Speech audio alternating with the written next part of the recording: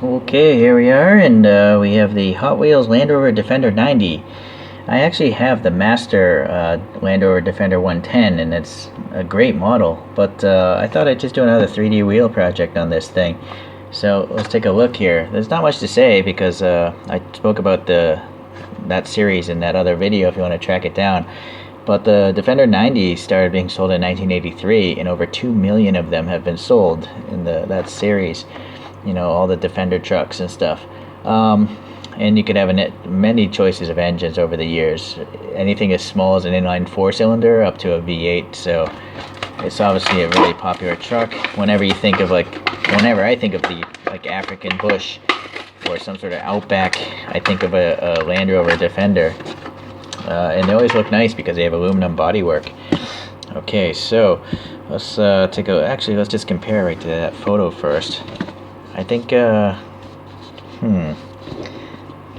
the bat it's pretty good looking there. Obviously the wheels are not the same, but they are at least 5 spokes. And then I'm not really sure what's going on the bumper there, what that protrusion is. Maybe it's like a license plate holder. Not the winch. I'm talking about this thing over here. That's obviously a winch, but what is that other thing over there? I do not know. So anyways, we might as well start with the review here. Let's get better light here. So yeah, we got the headlights, and then the blinkers and the running lights. I think I'm gonna have to add a little paint to all those, of course. Yeah, that questionable thing, a bash guard there.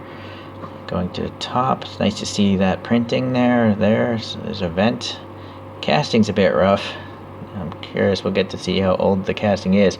It's pretty nice to see a sunroof though. That's pretty neat. Going to the side, obviously this is a muddied up version, and I think that's actually kind of cool.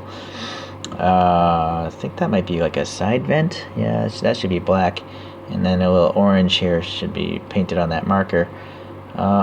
We got some side windows, and those are actually pretty clear because they're so flat. Look, right? There's not much distortion.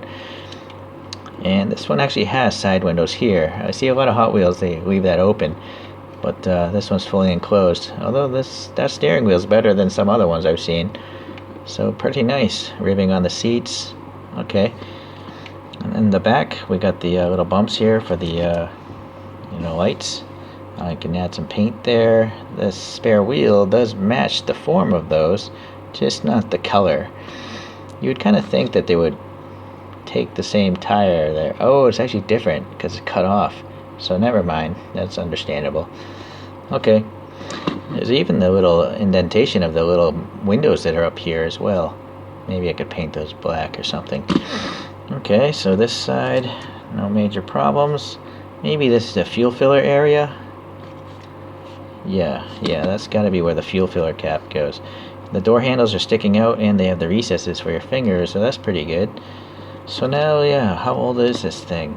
This was cast back in 2019, so not too old, but I guess they're just cranking out millions of these things, because look at this, I don't know what that's a casting problem for sure, and then all this roughness.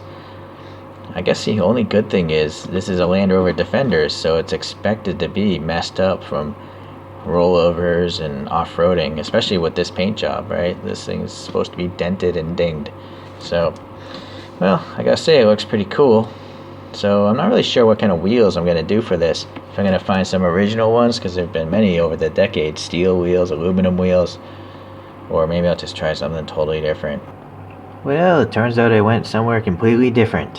I wanted to capitalize on the 3D printing technology, and then also just looking at the car, it's a very angular styling, right? It's basically a bunch of straight lines, it's a box.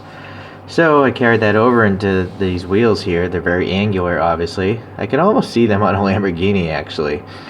But you'll notice here, they're angled vents. So you couldn't really cast this, or you could possibly CNC machine it, but you couldn't cast this in a traditional sense.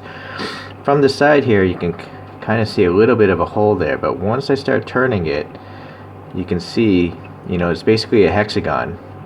There's a bunch of hexagons cutting through this dish at an angle. And so my intention is to, as the wheel spins, maybe you'll create a vacuum and eject air away from the brakes to try to keep them cleaner. Maybe not. I'm not an aerodynamics expert, so. But anyways, they're just a little different. And this time around, I did mirror them. Although sometimes I like to not mirror them just to see what it looks like, you know. But whatever. Okay, so beyond the tires and the wheels, I did add a bunch of paint. This is the Molotow pen, so it's a really shiny, reflective paint pen.